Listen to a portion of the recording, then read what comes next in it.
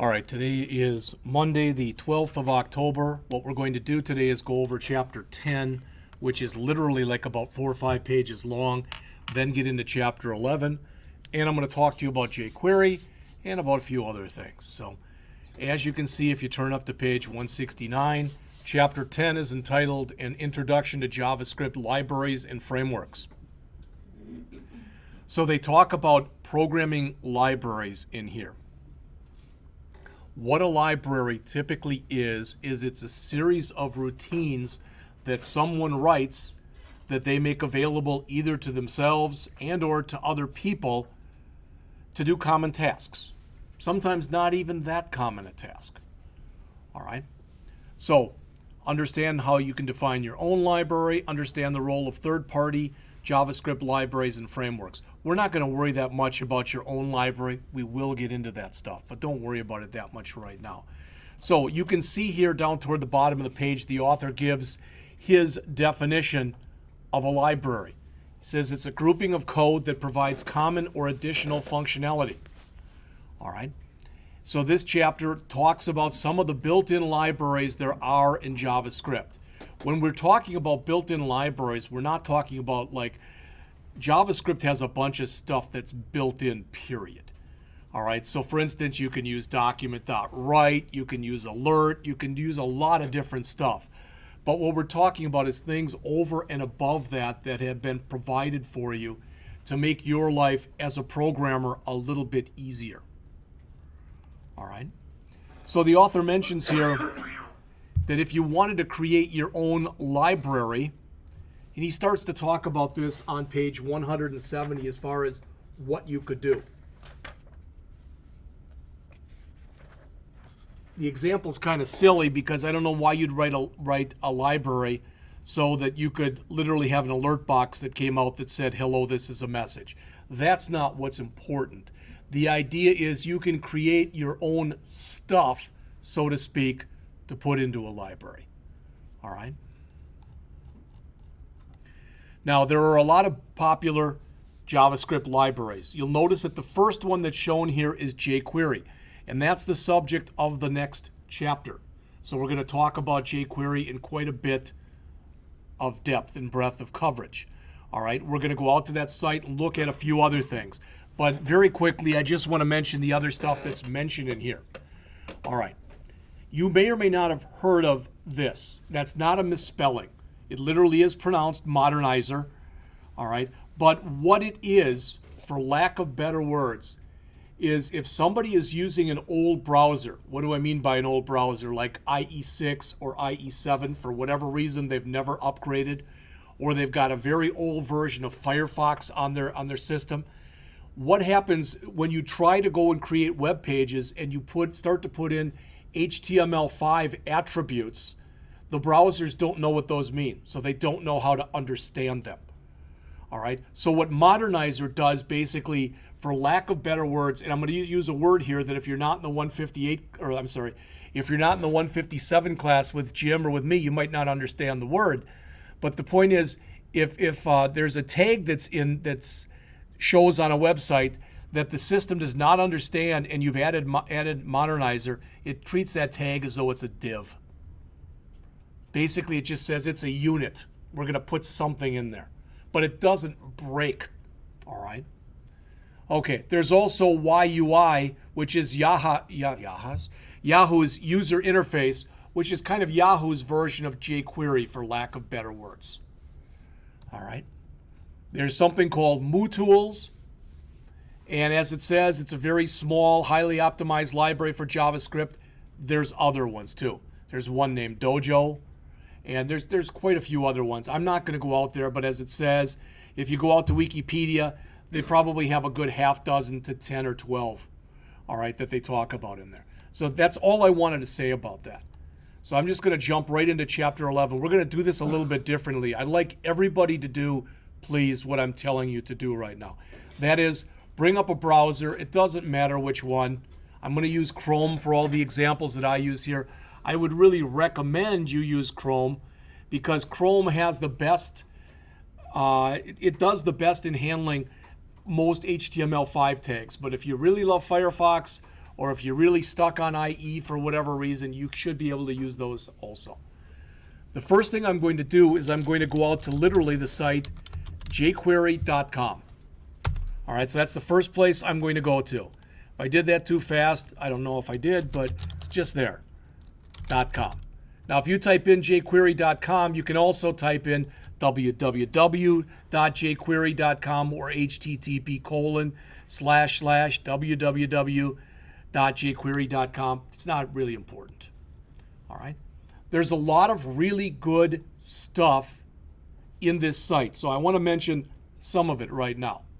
First thing, if you take a look up on the screen right here, if you want to download jQuery, which is what we're going to do, there's two ways to download it. You can click the download button here, all right, or you can click the download that's right here.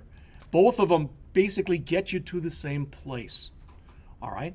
But we're not going to download anything right this second. I want to mention or talk about a few things that are in here. First is, notice that they've got jQuery 1.x and jQuery 2.x. So what's the difference? jQuery 1.x gives you minimal support, minimal browser support for Internet Explorer 6 and Internet Explorer 7 and Internet Explorer 8. jQuery 2.x doesn't give you any of those. All right, it doesn't support any of them. So if you're creating a site and you want to make sure that it's available for as many browsers as possible, you'll probably use the 1.x. If you go, no, that anybody who's using my site should be at least semi-sophisticated, then you'd probably go with 2.x. All right. Now, I just want to show you this. The first thing I'm going to do is I'm going to click right here, and it's going to look weird when I do this. You don't have to do what I'm telling you to do. Nobody has to do this. But I'm going to just click the link that says download the compressed production jQuery 1.11.3. And you look at it, so well, there's nothing there. There will be in just a second. So I'm going to literally just open this file up. It is a JavaScript file, okay? And you look at it and you go, well, that's not a very big file. But take a look as I'm starting to drag.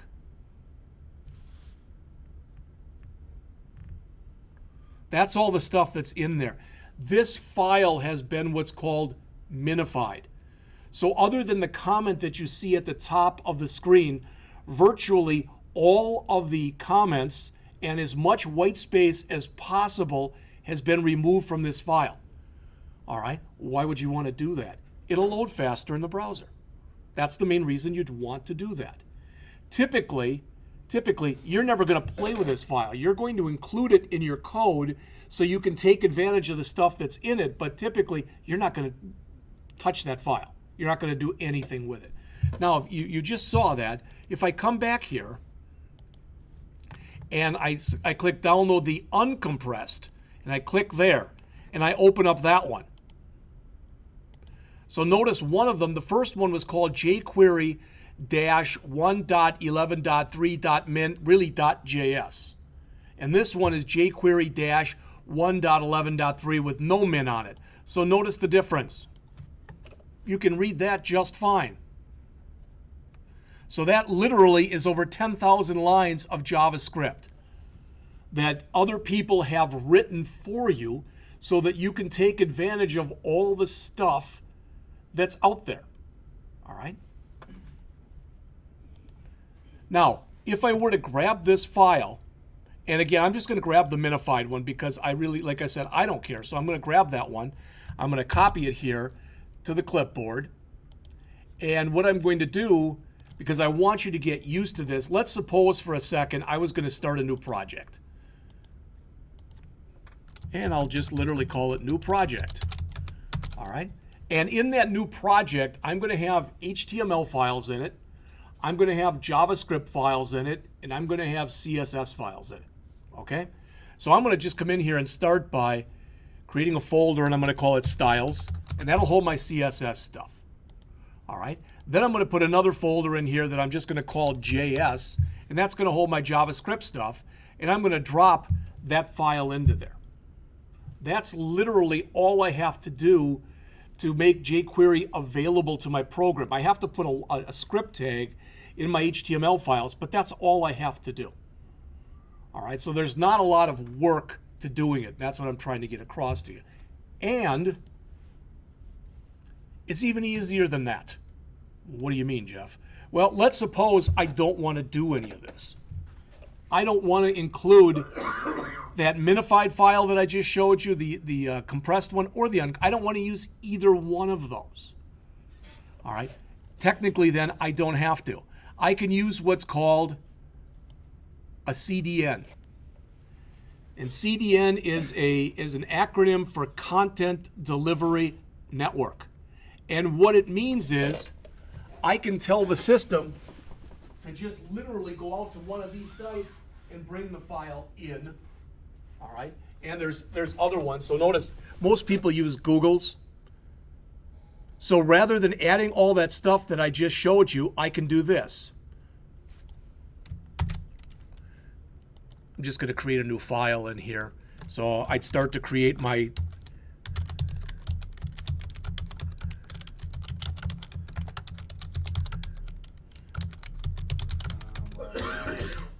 yeah, you're right. You're right.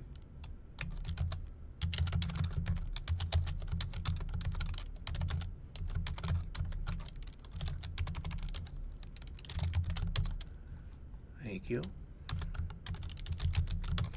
All right. So what I can do, and typically at the bottom of your body section, that's where you put this line. But notice it's pretty ugly, but it says source equals, and it's got https://ajax.googleapi.com/ajax/libs/jquery/1.1 or 11.3/jquery.min.js. And then there's my ending script tag. Some people put the ending script tag on a new line. But what I'm doing right now is now I don't have to even bring in the jQuery file myself. I can just use it from here. That's the advantage. The disadvantage is this won't work unless I'm hooked up to the internet. Does that make sense? Because I'm referencing the internet here. And another thing is that it can be changed on the site itself. That's correct. Yeah. Well, but the other advantage of doing this one is typically when you drop in the CDN, if you go out there and drop it, it's got the newest version. Whereas if I copy it myself and it's been a few months, jQuery has got a lot of turnover, a lot of fast turnover. All right. So you can do it either way. And there's even other things that you can do, and I don't want to get into it right now, but there's even other things that you can do where I can come in my body here and I can check and I can say, hey, if you're hooked up to the internet, do this.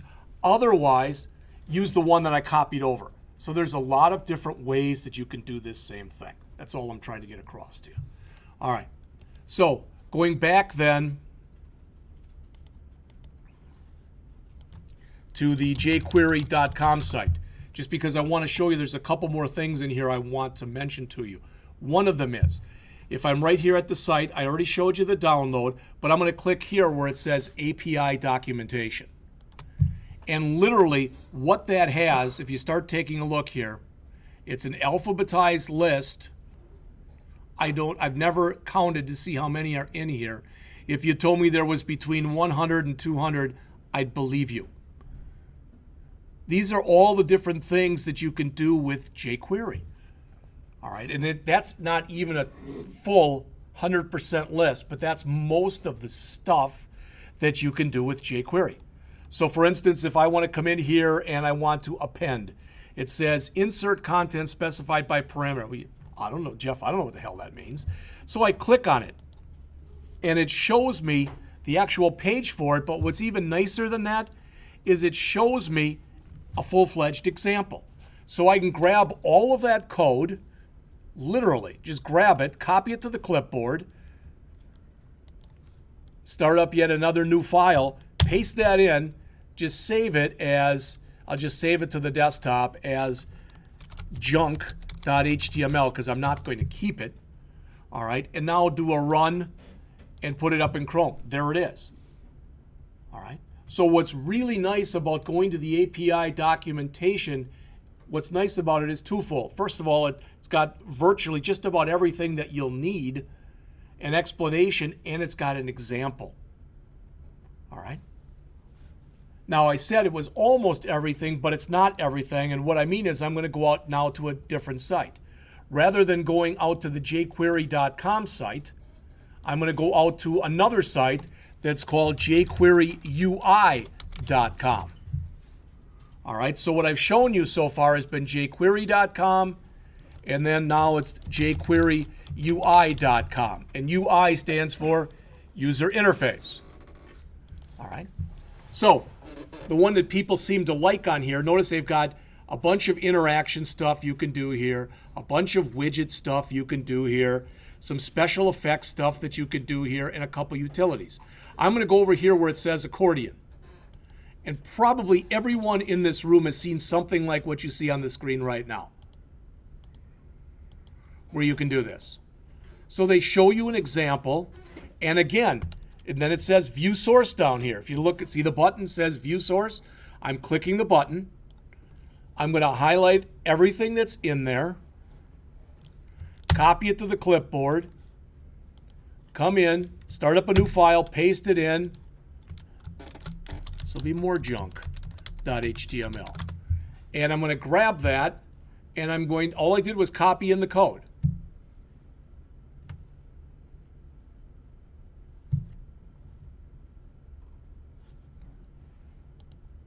Oh, I believe, okay, it didn't work. And I believe it didn't work because probably in here, yep, it has a style sheet. See that? And also see this? Anybody see anything in there that looks a little bit funky? In these two lines, anybody see anything that looks a little bit funky? What does that start with? There's no HTTP colon before the // Sometimes on some machines that'll work. Typically, you've got to add it yourself. All right, plus it's got this demos style.css, which I don't have. All right, so I'm going to see if I can grab it.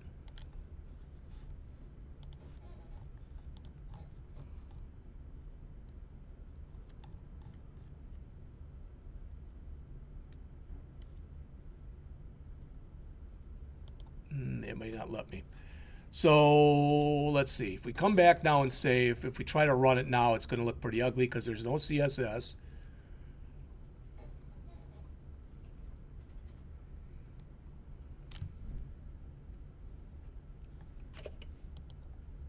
But you can notice, see, it's working. All right. Now, that wasn't meant to have you go, oh, wow, that's just fantastic. But the point is, that's all the code it took to do that.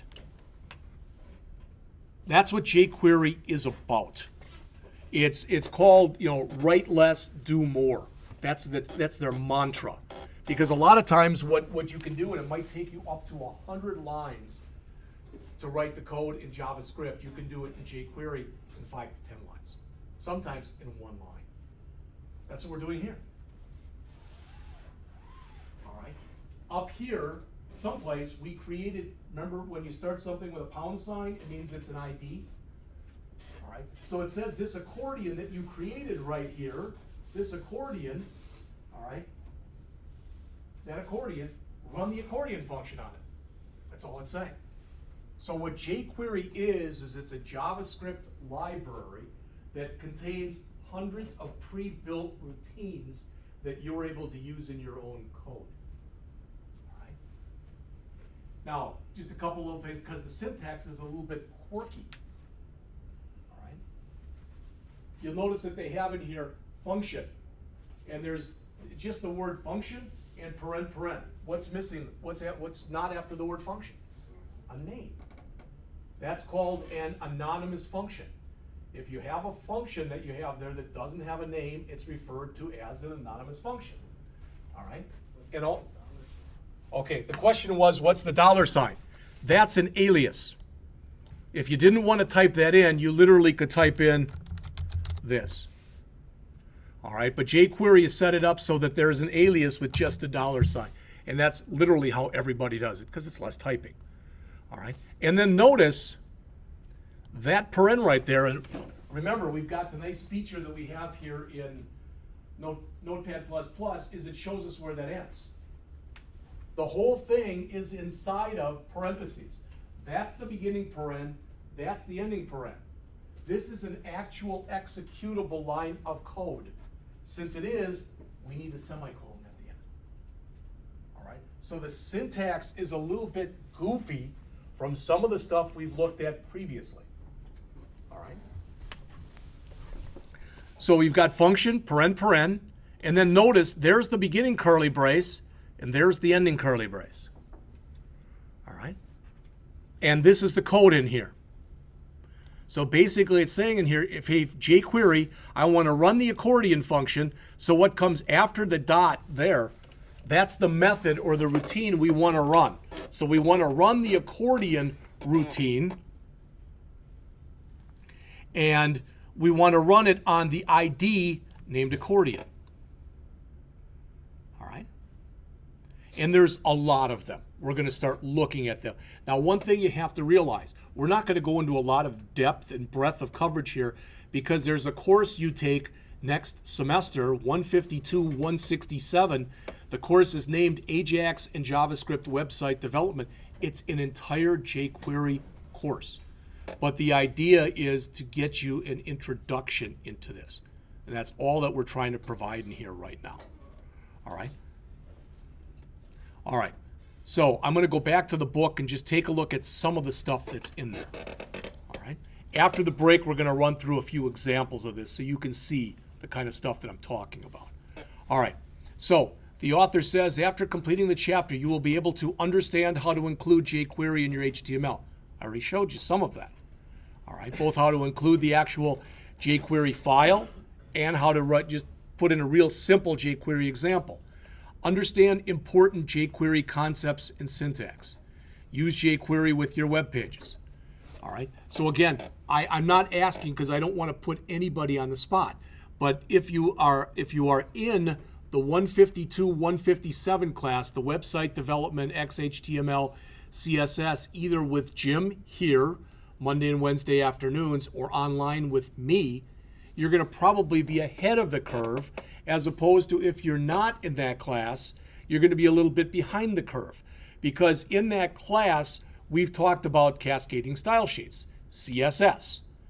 And the key to being able to work with CSS or cascading style sheets are something called selectors. And all jQuery does is it works directly or indirectly with selectors. All right. So as the author says here, this is the author's definition. It's a popular and easy to use jQuery framework. What does that mean? It's a JavaScript library that allows you to use hundreds of built-in routines by just including that file in your code. It says their syntax is easy to learn. You may or may not agree with that after we started looking at those examples. All right? I know that it's, you start learning something and you're doing something a certain way for basically the first half of the semester, and then we come in here and go, well, now we're going to start doing this. And you're like, why?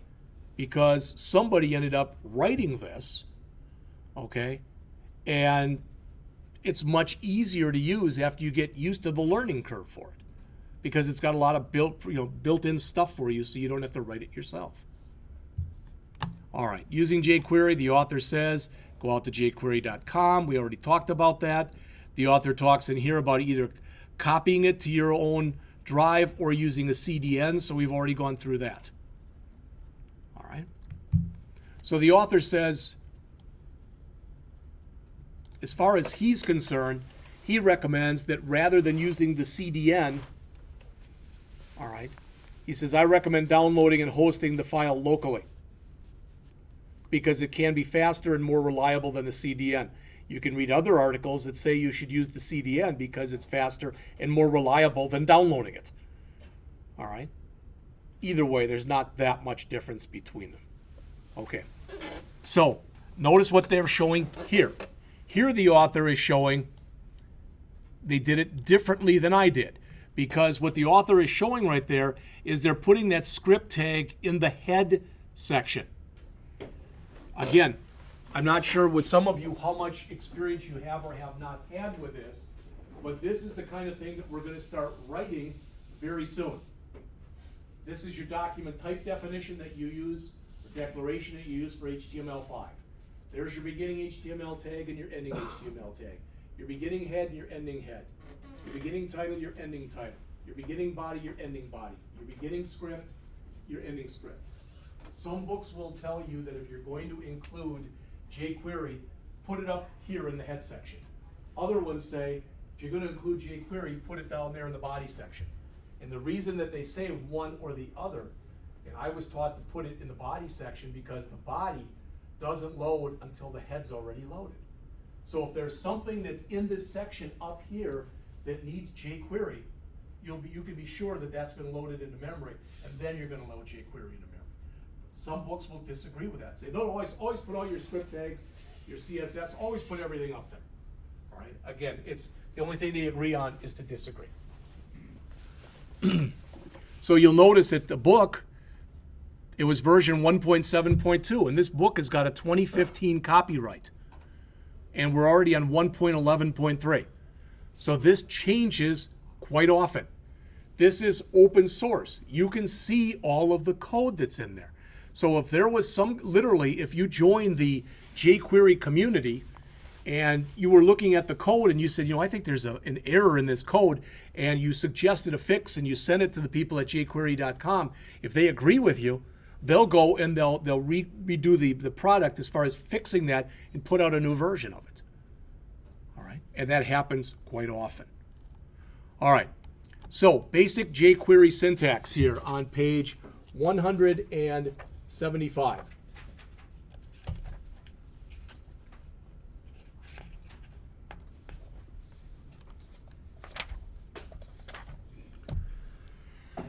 These right here are how you use jQuery. Now this isn't everything, but this is just some stuff that you have to understand.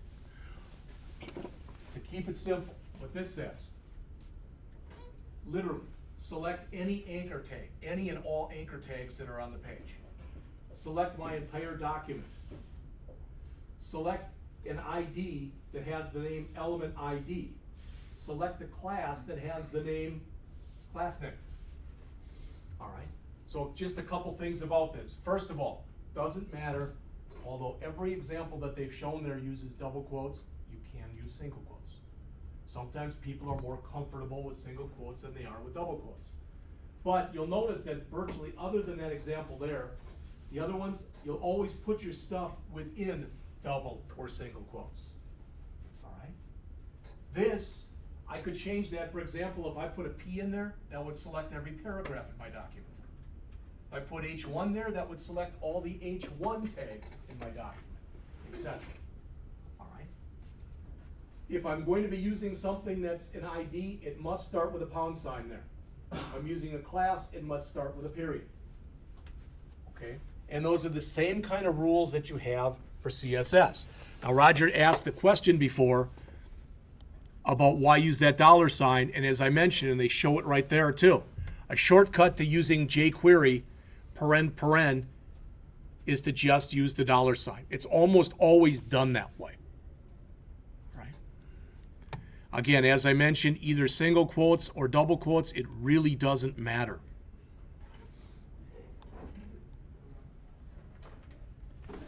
All right. So, bottom of page 175. Connecting jQuery to the load event. All right. The author says there, one of the most common ways to work with jQuery is by connecting it to the load event. You might say, well, I don't have any idea as to what you're even talking about right there. What the author is saying is the load event runs when the page has been loaded into memory. All right. So if you want to make sure you've got everything available to you, okay, you will typically put your stuff in the load event. Okay? And it says jQuery accesses elements using that. Keeping that in mind, you can access the document like this. So sometimes what you're going to oftentimes see is you'll see that you see right here. The document ready, and then underneath that you'll have your curly braces, and you might write all of your jQuery in there, even if it's a lot of different routines that you write. You're going to not only use the jQuery that's available to you that we'll download after the break under jquery.com, you could write your own jQuery stuff. Because the stuff that's in there under jQuery.com may not be specific enough for whatever it is you want to do. And when it's not, you write your own stuff. Again, we're going to keep this. This may seem like, well, this isn't easy, and I'm not saying it is, but we're going to keep it much easier this semester than we will next semester, because this is just an introduction to it. So let's look at the first example that they put here. This is on page 176. And the example is trivial. In fact, I'd even go to the point of saying it's unbelievably trivial. You might say, why would you want to put an alert box that said hi? You could do this without jQuery. Everybody hear me? You could do this without jQuery. You have already. You've already written alert boxes. But what the author is showing you in here is inside of the script tags, you've got your document ready function. And inside of there, you've got all the code that you want to have fired. Now in this example, it's kind of a dumb example again, because you run it, and that's all that happens. You get an alert box that comes up that says hi.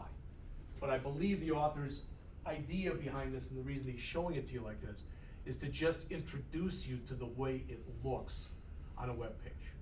All right? Not only that, you don't have to put it in line like this.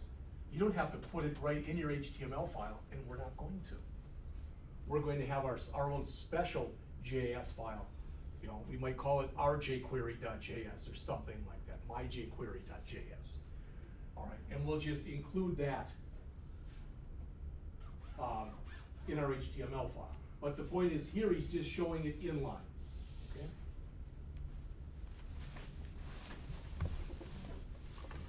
Okay?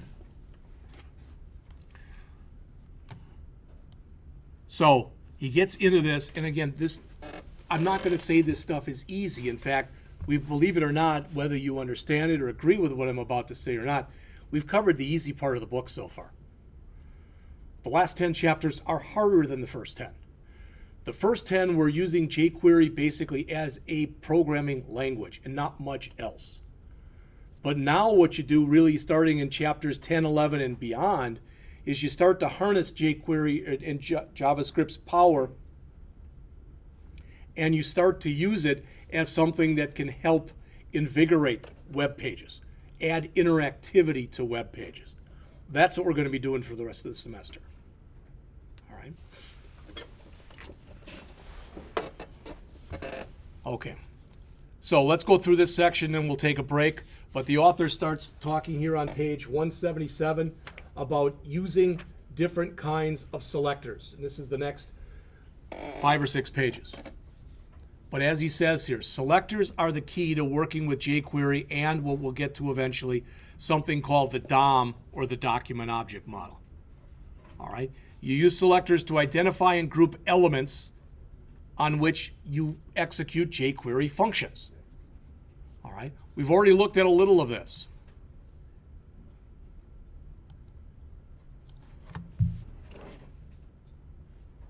All right? And we haven't even gotten into this stuff, but the author is saying here that if you wrote code that looked like this, if you wrote code that looked like that, okay, that would produce a hyperlink for you. It would say, it would basically have the word link on it. It wouldn't go anywhere, but its name or its ID would be link 1. Everybody cool with that? All right. Well, if you want to reference that using regular JavaScript, you'd do it like this. You'd use what's called the getElementById JavaScript function. And notice the spelling in there.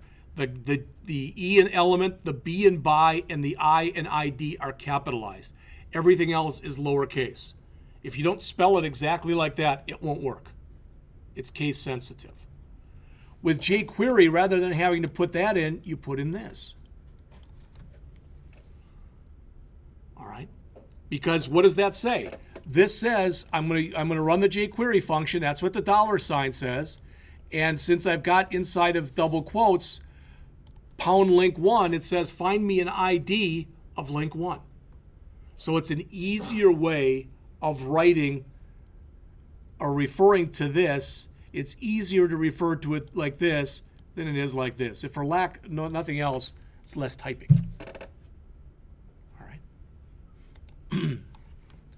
You can do it the same way when you're working with classes. So that was an ID example. So if you say div class equals special class, we already looked at this. We said there's a get element by ID.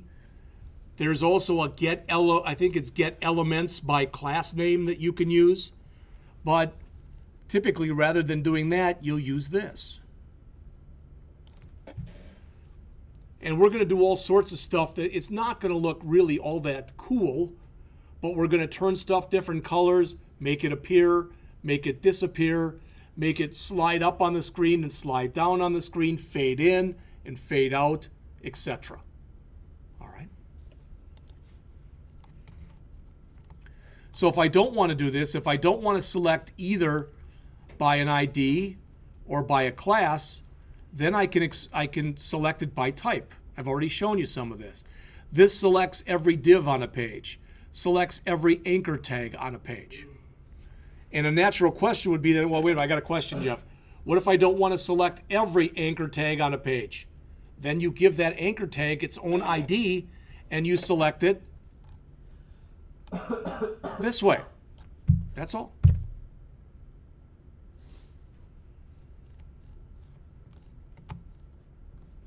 All right. There's also a hierarchical arrangement that comes up in here. What this says is show me all anchor tags, but those anchor tags must be within a div. All right, so when you have the name of one thing and then you have the name of another thing. So basically this says, give me any anchor tags that are children of a div. So in other words, they have to exist inside of a div. So if I had some code where I had an anchor tag here, and I said href equals, I'm not going to send it any place, all right, hello, all right, that's not going to be chosen right there because it's not in a div.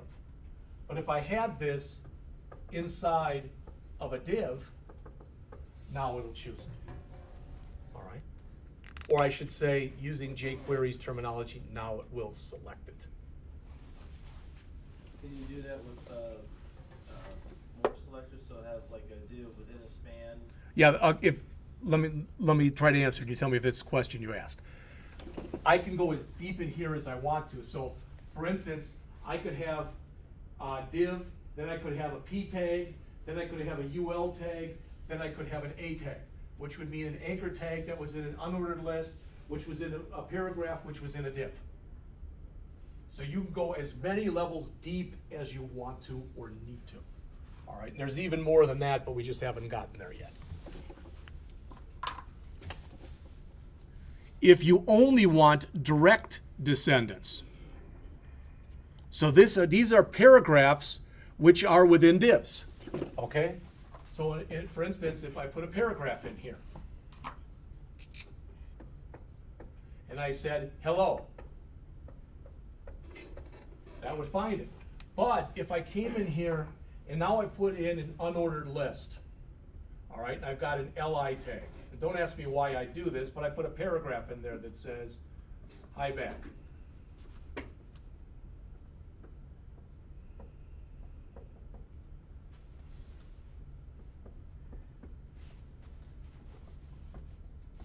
So using what we've got right there, the $, div greater than p, that will find this one because that paragraph is directly inside. It's a direct descendant of that div. It wouldn't find this one because this is not a direct descendant of the div. It's a direct descendant of an li, which is a direct descendant of the ul, which is a direct descendant of the div.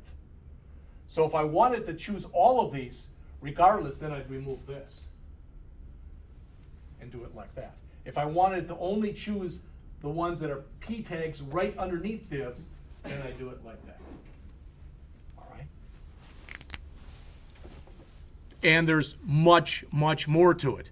For instance, take a look here on page 179. It says their nth child. What? All right. This says choose every third child, it says chooses the third child of every paragraph element. You're going to see some of this because we're going to look at a chart on this after we get back from the break that's got all sorts of stuff. There's position stuff, choosing the first one, choosing the last one. So as you'd guess, if I said P first, and these were my 3 paragraphs, P first would choose this one. Whoops, would choose that one. If I wanted P last, it would choose this one. So how do I choose this one? I'd say P, then notice bracket 1 bracket. Why 1? Because it starts counting with 0. This is one place where jQuery, for lack of better words, is sometimes a pain in the butt. Sometimes with some of this jQuery stuff, it starts counting at 0. Sometimes though, it starts counting at 1. Okay. So the other thing too, just so you know, let's say that I have a table, and that table has 6 rows in it. So those row 1, row 2, row 3, row 4, row 5, and row 6. Okay. So these correspond to 0, 1, 2, 3, 4, and 5. What sometimes drives people nuts is it's very easy with jQuery if I want every other row to be a different color. So you say you want the odd rows, guess what? The odd rows are these. Because they're 1, 3, and 5. And so you're looking at 1, 3, and 5. I'm sorry, those are the odd rows are 0, 2, and 4, and the even rows are 1, 3, and 5. So it's almost the opposite of the way you think it would be. So I want to say that again. So in this case, even rows are 0, 2, no. Odd rows are 0, 2, and 4, and even rows are 1, 3, and 5. Okay? How could you learn it? I can't even write it down correctly. All right. You can also use this, which means equal to. You're going to see a bunch of this stuff as we go on in here. Okay? And there's what I mentioned before, if you want to start changing the color of your rows. You can use jQuery on virtually anything in a website that has some kind of tag associated with it. Either a tag like a P tag, or something that you assign with an ID, or something you assign with a class. All right, you can, anything that's like that, you can virtually use any of that. All right, so here's this, and then we'll take a break. So this is page 182. The author shows this table here halfway down on the page. And you'll notice some of this stuff. What you're starting to get into there, just so you know, just so you see it. When you start something with a $sign like that, that means ends with. When you start something with a caret like that, it means starts with. When you've got this, an exclamation point followed by an equal sign, that means not equal to. All right. And there's just a few things that are going to be standard like that in virtually every language. Finally, he talks a little bit when you start working with forms. All right. So we're going to take a break, and when we come back, it's 8:53, so let's come back at 10 after. Before we go into this in any more depth, I want to talk to you about what we're going to be doing for the rest of the semester. All right, so let's come back, please, at about, it's a little longer, but I want to make sure I can produce this. So come back around 10 after, please.